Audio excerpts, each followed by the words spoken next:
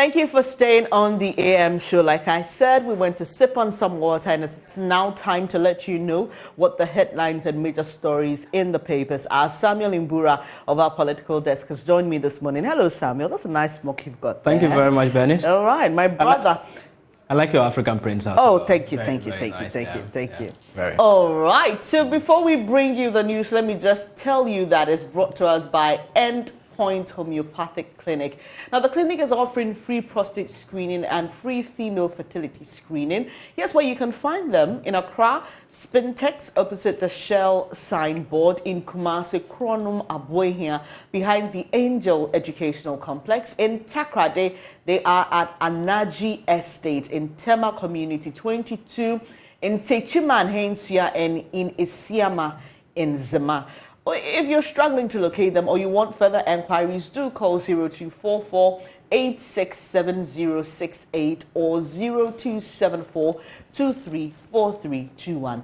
Endpoint Homeopathic Clinic, the end to chronic diseases. And let me just thank Endpoint Homeopathic Clinic for helping us bring you the headlines. So without wasting much time, let's start off on the front page of the Daily Graphic, Samuel. And this one, the major story has been culled from that crucial meeting that happened yesterday at the Burma camp here in Accra. And it was a meeting between Chiefs of Defense Staff of ECOWAS countries. Exactly. And like I said, it was a very important one. But the story says we mustn't stifle democracy, chairman of CDS declares. And this is a story by Della Russell Oklu. And I don't know, but it just... It's interesting. I wonder how these military men feel about their colleagues in Niger, because these coups are done by their own colleagues. Yeah. So you find a situation where it's almost like calling your colleague to order. And we know how it works in the military, right? Exactly. There's a lot of ego, there's a lot of pride, there's a lot of show of strength, muscle strength and power. And much later in the show, we'll be talking about that. We'll be bringing you even data and statistics on the manpower when it comes to military across the sub-region. And it's very interesting statistics, Samuel. But we've been following the situation in Niger. It appears that the junta is adamant on not handing over power back to the democratically elected Bazoum. We've heard from authorities the responses from the junta there. Their demands are not willing to compromise at all. And they think that the ECOWAS is interfering. They've had support from Guinea, Mali, Burkina Faso, because they are also beneficiaries of coup. And because they think that if ECOWAS comes in, they'll have support from all these people. They are not willing to just say, okay, let's go the democratic way, bring back the post-president back to his office and all that. So it's actually an issue that is very dicey. And I'm wondering how ECOWAS is going to carry this out. You see, you were talking about the military strength in Niger. So, for instance, if Niger has about 10,000 military men, meaning ECOWAS will have to deploy more than 10,000. Perhaps you have to deploy like 30,000 soldiers to Niger. Because if Burkina Faso and then the other countries that are supporting Niger will definitely come in to support at a point. So you must have enough men on the ground to control the situation. So if you are going there, you are using brute force. Is it a case that you are going to give them, arrive at Niger, tell them that hand over power, else we'll attack you? How is it going to be done? How is it going to be done? Yeah. Is it the case that the soldiers that are being deployed from Ghana or other parts of the world or Africa, they don't have friends in Niger that they may also, communicate with and all that? So I'm looking at the entire strategy. Very complex. There's a need for cool heads to prevail. I don't think that using brute force is the right way for us to go. We've heard from security experts talking about the implication of it. Now that, it is not even a full-blown war. Look at the challenges that we are facing in Ghana, for instance. Onion market is struggling. Yeah. You, the women, go to the market, so you are in a better position to tell us how much we can buy a bag or a sack of onion now. And, it is going to disrupt a lot. So it has already started. And you see, there are those who say we aren't ready for war. Yeah. This is a declaration of war. There are people's lives at stake. Right here in Ghana, there are concerns about the position of the president and whether he must go to parliament before we decide to send troops. I mean, that's something the minority is strongly demanding, that Parliament be recalled. So, I mean, you're very, very, very right on the score of the ripple effects. Yeah. Who suffers in the end? There are those who've also suggested that, I don't know if you've seen that video of people coming out to support the military regime in Niger. Yeah, those are the reports we are getting. The citizens are supporting. Yes, and so there are people who say, well, if the citizens support that, is it not to be seen as a form of endorsement of the action? And there are those who argue that, yeah, but if the citizens didn't want President Bazoum there, they knew what they went in for. He has a duration. They should have waited until then to use their thumbs and the power of their vote and remove him, to get him out. Yeah. So, I mean, we're still waiting. We understand that the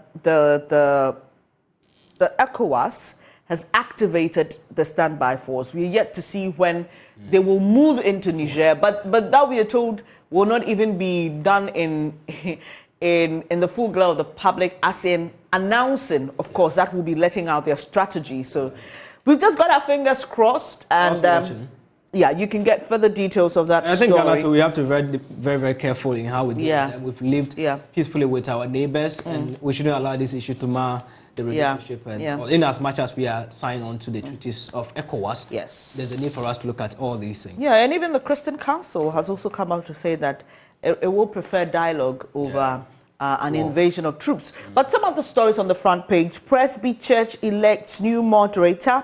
Reverend Dr. Abraham Nana Opare Kwache is moderator-elect. And 2023 voters registration begins September 12th. That story is on page 13. Let me just get some details of that. And you are a member of the political desk, so you know this is very critical and important, especially in the season that we find ourselves in. We just heard from the EC chairperson during the news. They have concerns about the CI not being passed, and how it is likely going to affect next year's election. The argument by the EC is that they want a more robust system, and they believe, the EC believes, that the guarantor system will not provide it that. So, this story is by Vincent Amenuveve. It says the EC has targeted to register about 1.35 million people in the 2023 voters registration exercise, which commences from the September 12 to October 2.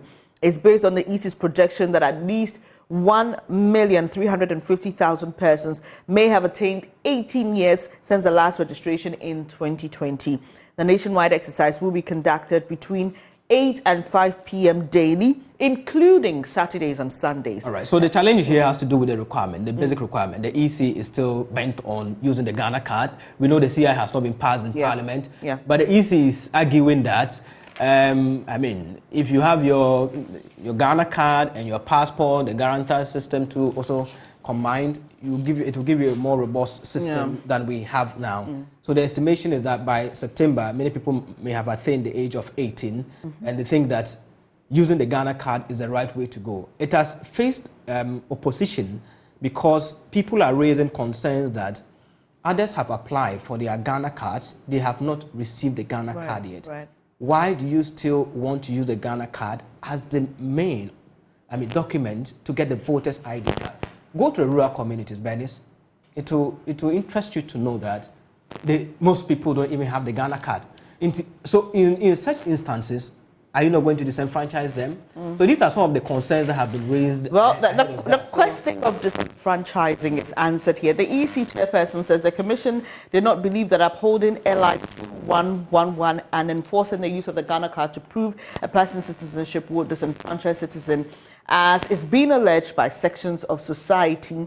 So they go on to quote her. But I mean, that's a legitimate point you raise. Like I said, during the news, we heard from the EC chairperson, and she says that Parliament is stalling the work of the EC by not passing the CI, and goes on to give reasons why Parliament is doing that. She says that Parliament wants the NIA to activate its systems across the country so as not to disenfranchise everybody. Yeah. But she goes on to blame Parliament. The question for me is, shouldn't you be asking the NIA to do its job? She does admit that the NIA hasn't done that. So the question is it, aren't you focusing on the wrong entity here?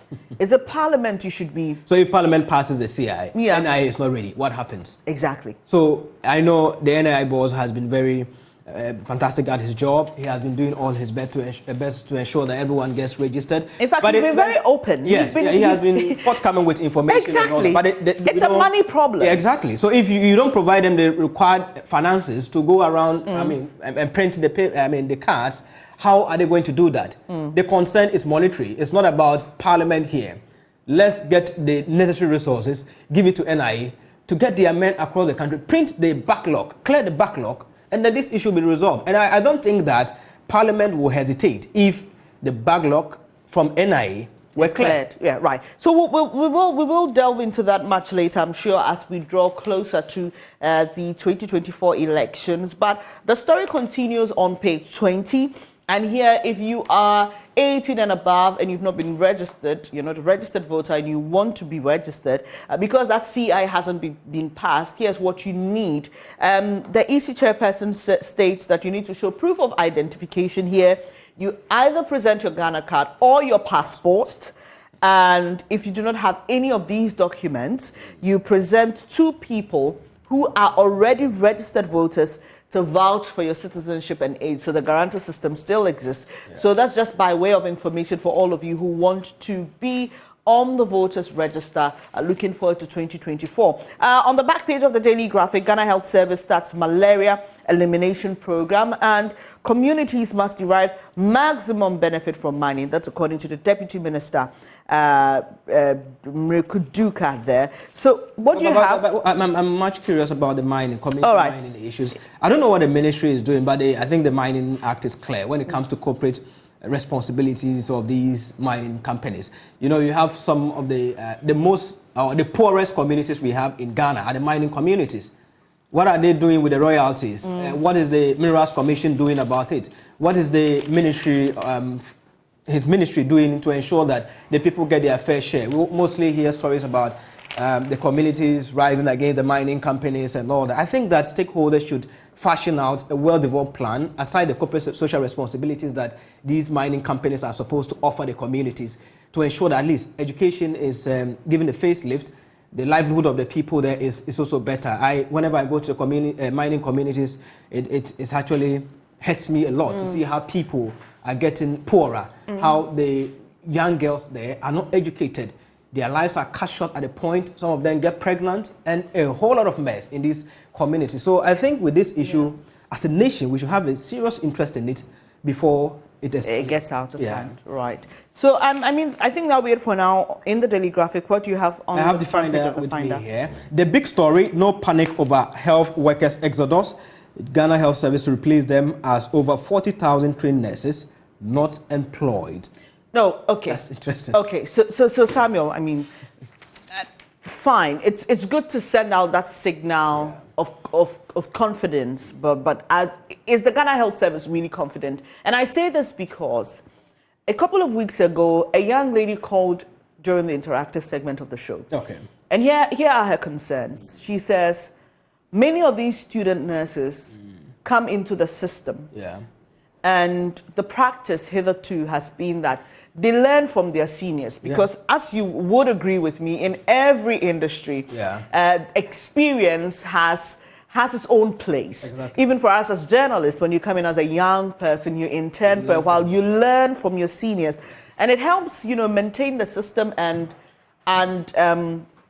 ensure that a certain level of quality is handed over to the next generation, right? Yeah. So this lady calls and says, ideally, I should not have the position that I have. But I came into a place where almost all the experienced people have left. Yeah, that's true. I have colleagues who have left for Canada. Yes. Some have left for other countries. The UK, exactly, US. And the point she makes, which I find a bit worrying, not a bit, worrying, is that she says, I'm not a nurse, she says that many people are losing their lives to situations that they shouldn't be dying to. And it's because of lack of experience. So yes, you have the people. Exactly. But do they really solve the problem? So you see, Ben, is the issue for the past year some of us have been advocating is that, look, we rather look at preventive nursing than management. We have community nurses that are there. They have not been employed. You have trained them. They are still sitting at home. If you deploy them to the various communities, get them what they need, I don't think the issue of malaria that you reported earlier would continue to escalate. So the community nurses are responsible for sensitization, giving them the public education on how to stay healthy and all that. But we allow the situation to escalate. People are now learning. They feel like, no, this is not the right place to practice nursing. I have to go outside there. But this job is actually a job born out of passion. But you have taken the passion out of the we people, know what you're not playing your part. And we know what the problem is. It has to do with how much they're paid and the conditions of service. So are you saying that, oh, it's okay, we have the numbers, so we'll pull them into the same system? Let me just give you this statistics. Right. 10,209 applied for clearance to travel abroad. Wow. This is what the Ghana Registered Nurses and Midwifery Association data showed, that from January to July 2023, January, February, March, April, May, June, July. 6 months. 6 months. Yeah, half a year. We have 10,000 nurses. What is the nurses to patient ratio in Ghana? And 10,000 are living within, are applying to leave. Yeah, to leave. So imagine this is granted. Some of them even go without even notifying the of course. Ghana Health Service. So many of them. Once the bond expires, they go. And it's actually something that we shouldn't be joking with, because we wake up one day and then all our nurses and doctors are gone because of our own policies. You can't blame them. The policies are not favoring them. At first, I think there were incentives for people who go into the rural communities to stay. But the incentives are no longer like it used to be. Even if you want to stay in Accra here, the work stress alone is annoying. And then the entitlements too are not also forthcoming as expected. So I think we should have a holistic conversation around this issue on how we can ignite the passion for the Florence Nightingale's profession, so that people will know that, yes, we have a nation to serve, and the country or the leaders also have a role to play to augment this. Samuel, it's not as simple as we're being made to believe. Exactly. And I feel strongly that as a people, we must develop progressively. Yeah. The challenges we dealt with 10 years ago should not be the same challenges we're dealing with today. Yeah. So talk about rural communities, for example, mining communities that you cited, being some of the poorest in the country. By now, their status should have been elevated. That's the whole point of development. Moving you from point A to point B. So if you're developing and some people are still staying at point A, then there's a problem. It's challenging. The biggest story on the Finder is the automated system to enforce road traffic laws launched. Yesterday, we had this conversation on the DEX and then JN today as well. So the main idea from the MTTD of the Ghana Police Service is that they are mounting cameras under the Traffic Tech GH initiative. So what they want to do is that in every intersection, they have these cameras mounted on our roads to ensure that anyone who skips traffic, you overspeed, the cameras will capture you, send pictures or videos to a back office, and then that back office will communicate with DVLA. DVLA will provide your details, your number that you have used to register. Then MTTD will send your offense. If it is Samuel Mbura, the car number is captured, my details are already on this, then you send me my offense. I have 14 days to pay. So if you don't pay within the 14 days, you have a penalty, or it will attract a penalty of 1% after the 14 allowable days. So that's how they intend to automate the system. But Samuel, these cameras, aren't they mounted already? No, to the best of my knowledge, what we have now are just surveillance cameras. Okay. Yeah, these are surveillance cameras monitoring the situation. But can those surveillance cameras also, can they zoom in? Because I've seen videos showing some accidents at certain intersections, and those are from the police. Can they zoom in to pick at the number plates? Well, why do we need further technology? So this system automatically generates your offense. So what we have now, the surveillance one that you are explaining, you are talking about, meaning the officers will now have to enter the charge that you have your offense. Okay. And send it to you. But this system will automatically capture your offense and send it to you, and you will have to pay. Now, the argument may be that, the car doesn't belong to me. Maybe I'm driving Benis's car, and Venice, or I bought but the the car world over, I bought the car from yeah. Venice, but we've not done the transfer of ownership. Yeah. So how are you going to work around that? So the police wants everyone who have bought a new car to ensure that the transfer of ownership is made.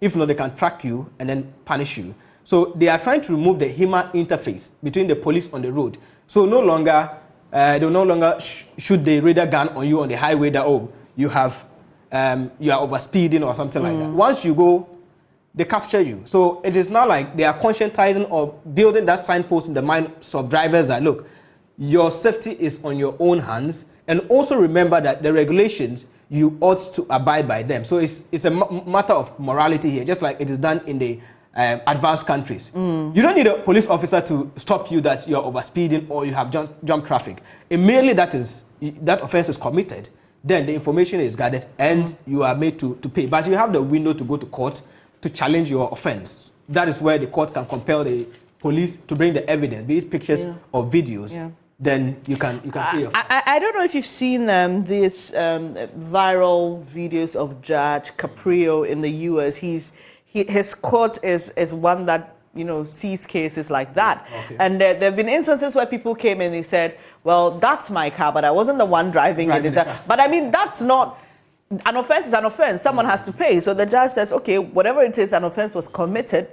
But what I like about Judge Caprio's videos is that there's always a human face to... Once you admit your offense. Yes. So there was a situation where a man who is 90 plus was driving his sick son to the hospital and it was an emergency. And the judge said, look, I mean, I'm cancelling all these charges against you. So I love the fact that people will have the opportunity to defend themselves in court, but I just pray that legal process will be as free and fair. If people, there was a question even about the influence of politicians in your story that we played this morning, and even the constant flow of electricity to these technologies and all. We just hope and pray that it will work very well. What we all want to see is safety on our roads. Yeah. It's very important. All right. The next paper, Daily Guide, Cecile Dapa's husband arrested as she fights OSP over seized funds. We know the case is already in court. So the next person is a husband who is a renowned architect. He's under investigations, and then we were told he was arrested and granted bail. So that's one of the big stories there, captured in page 3. MPP bans macho men mobile phones at voting centers. We know on the 26th of this month, they'll be going for the Superdelegates Congress. And the Superdelegates Congress will trim the 10 aspirants to 5 to go into the main Congress of the party to elect the flag bearer of the NPP. So these were guidelines that were mutually agreed, that if you are going to the voting center, no aspirant will go with a macho man. No minister will go with their bodyguards to create tension and all that. And you are not supposed to take a picture of your vote. You know, some people do that to go and convince the people that, okay, they are voting for that. Look, I voted for you, so you have to sort me out. Or they'll promise them that if you take a picture of your vote, I'll give you this. They want to phase that out. So these were some of the mutual agreements that the aspirants had with the elections committee of the NPP. EC starts new registration September 12. We have already discussed that. ECOWAS ready to storm Niger. Forestry staff shot by Galamseys. That's quite a sad story there. Very, very sad. The last paper with me is the Ghanaian publisher. ECOWAS going to Niger is also captured. I have better strategies for Ghana. Efiri Akoto, you know, the former agric minister, is in the race, and he's convincing the delegates that he's the right person to lead the NPP to victory.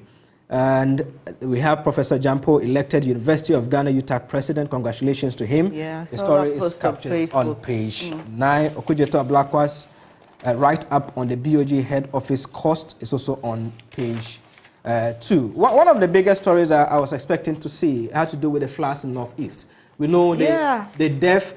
It's not in any of the papers. Yeah, the death has actually risen to 5 now. Yeah. I'm told that dozens of people have been displaced as a result, and we should be expecting another disaster because Bagri Dam, we've been told that the operators, that's Sonobel, of the Bagri Dam in Burkina Faso, they have given an alert. Mostly, they give an alert a week or so before they spill the dam. We've picked that signal. both the Upper East and Northeast Regional Security Council have been notified about it. And once the dam is peeled, it takes no less than 4 days and it gets to the Ghana part of it. And once it comes to Ghana, the devastation you can imagine. Most farmlands will be submerged, most bridges will definitely be affected, livelihoods, families will be at risk. So it's actually a myriad of challenges that farmers and residents in that area are going to encounter. And we must be worried in Accra because of the food chain. Look, Honestly, this is where you get grains, cereals. This is where you get the maize, the beans, the soya beans, watermelon, and then nuts and all those stuff. Yeah. So once these areas are affected, our food security is threatened. Look, the regional minister was very disheartened about the devastation he witnessed when he went on his tour. But he did highlight what you're talking about, a very critical conversation that needs to be had about how farmlands have all been washed away and how this is going to affect us in the next season when harvest is supposed to be done. Yeah. And Samuel, considering our situation, even with the closure of the ports, not the ports, the borders in Niger, the struggle having onions and other imported stuff, even tomatoes from Burkina Faso and all that, it just makes you worry about what is likely going to happen in the coming months and in the coming It's actually days. disheartening. I had the figures yesterday from Northeast Regional NADMO office. It will interest you to know that 12,784 people, farmlands, have been affected. We have a total of persons affected due to rooms collapsing. 4,460 people. These are people that have been displaced.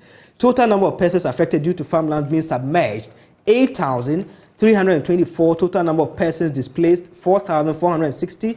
Total number of houses affected. And you know the northern part of the country, they use the clay to build the rooms or the houses in the community, rural community. So it is obvious that these rooms will definitely collapse. Total number of houses affected are 1,437. Total number of farmlands, that is in acres, that is 3,720. Total number of latrines affected, 89. Total number of boreholes, wells affected, 9. A whole lot of devastation wreaking havoc there. Some of us were of the view that at least the construction of this Palugo multipurpose dam would have come to assuage the situation. But that is another issue we have to contend with. I'm really heartbroken about it. When we talk about the Palugo, how my people are going to go through this. How many deadlines have we missed? It was in 2019, Bernice. Over 99 million Ghana cedis was committed, over 1 billion Ghana cedis. So if this project was constructed, by now we would have made headway. It would have been able to collect some of the water.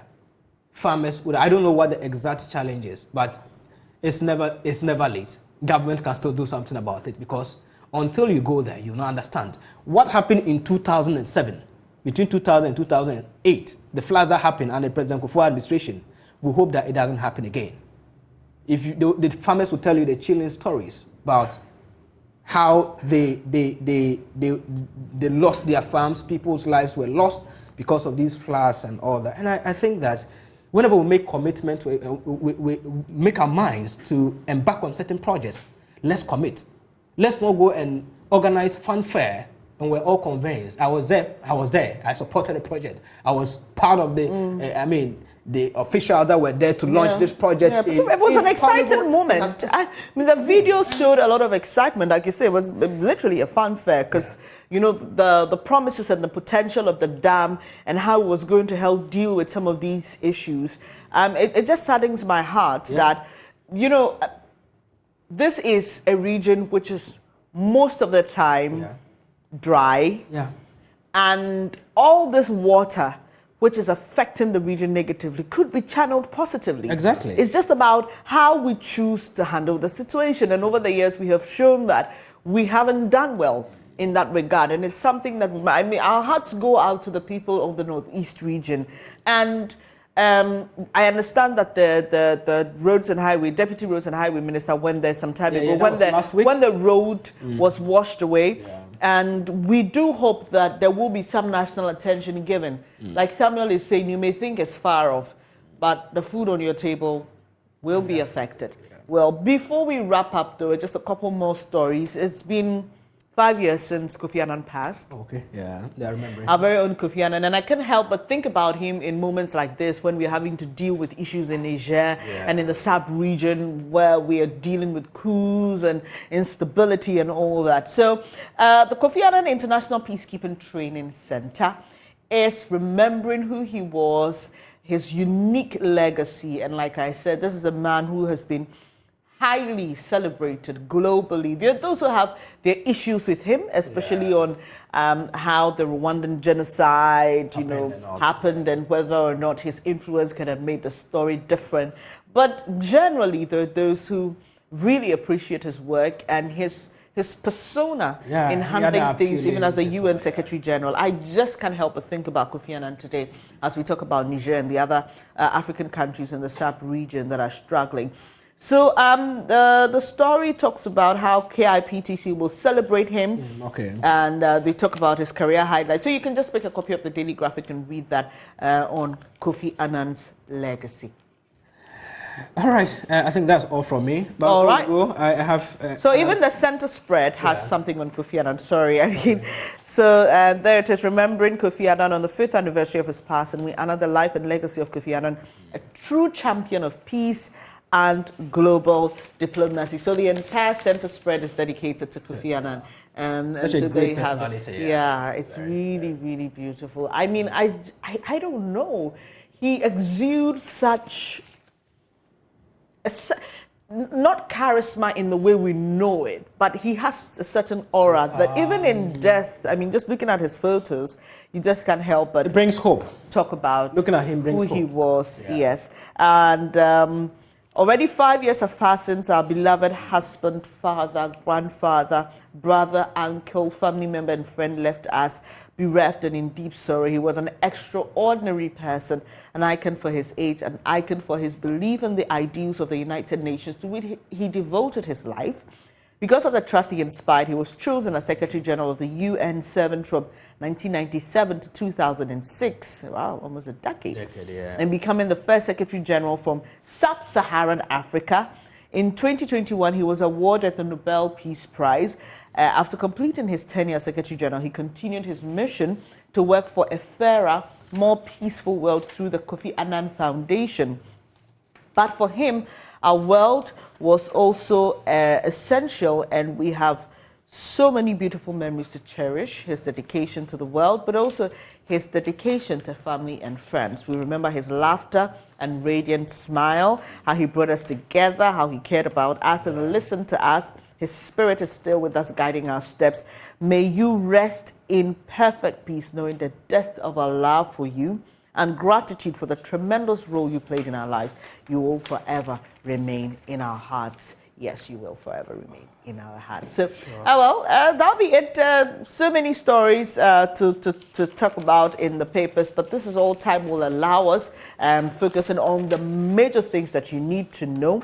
Okay, so do get any of the papers today. Also, you can visit us, myjoyonline.com. We have so many stories ranging from politics to sports to entertainment, showbiz, and to even odd stories that make you go like, really? Yeah. So do visit myjoyonline.com for more news. But let me say thank you to Samuel. Thank you for joining me to do this. Well, much later on the show, like I mentioned, we will be delving into issues around Niger and where we are now and what we must be looking forward to. Do stay.